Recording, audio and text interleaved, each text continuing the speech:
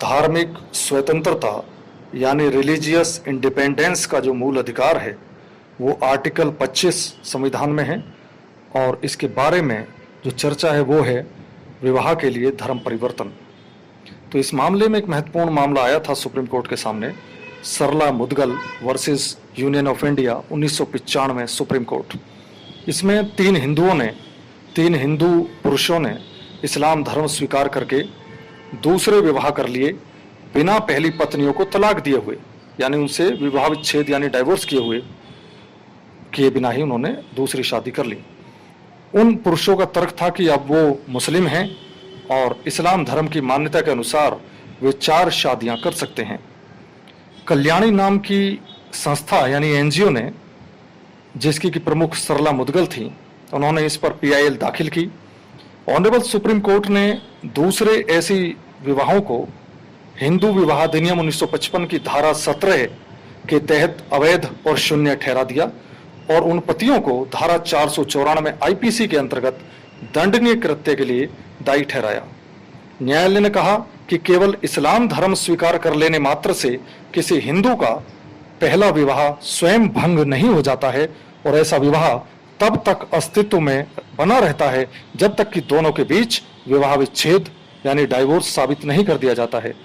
न्यायालय ने सरकार से CCC यानी कॉमन सिविल कोड, जो कि आर्टिकल 44 संविधान में है, उसे लागू करने का अनुरोध किया लोकहित में और कहा कि अनुच्छेद 25 व्यक्ति के आस्था और विश्वास को संरक्षण देता है, प्रोटेक्ट करता है, लेकिन धर्म के नाम पर किए जाने वाले जो ऐसे मनमाने व्यवहार हैं उनको संरक्षण नहीं देता।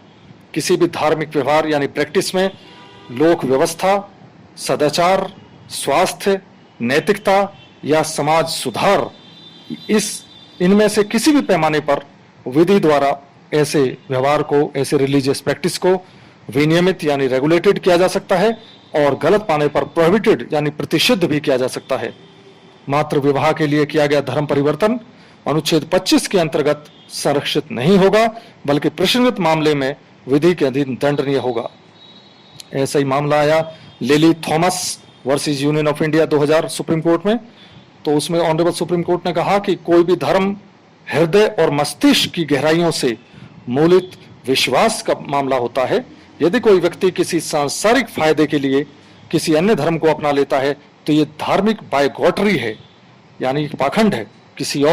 किसी गैर मुस्लिम व्यक्ति का इस्लाम में किसी वास्तविक विश्वास यानी बुनियादी यकीन हुए बिना और केवल शादी के इरादे से किया गया धर्म परिवर्तन शून्य होता है, वॉइड एब इनिशियो होता है।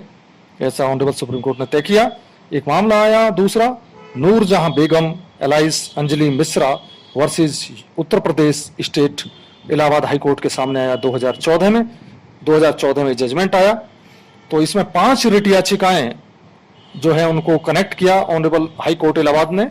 सभी में पिटिशनर महिलाएं मूलतः हिंदू थीं, जिनसे मुस्लिम पुरुषों ने उनका धर्म परिवर्तन कराकर शादी की थी।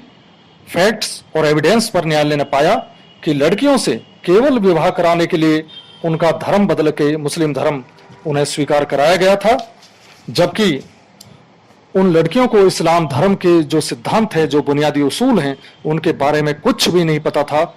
ऑनरेबल सुप्रीम कोर्ट के पूर्व निर्णयों के आधार पर ऐसा धर्म परिवर्तन वैध नहीं होकर अवैध है। साथ ही ऐसा धर्म परिवर्तन कराकर किया गया विवाह पवित्र कुरान की सूरा 2 आयत 221 के आदेश के खिलाफ है, अतः पूरी तरह से गलत है।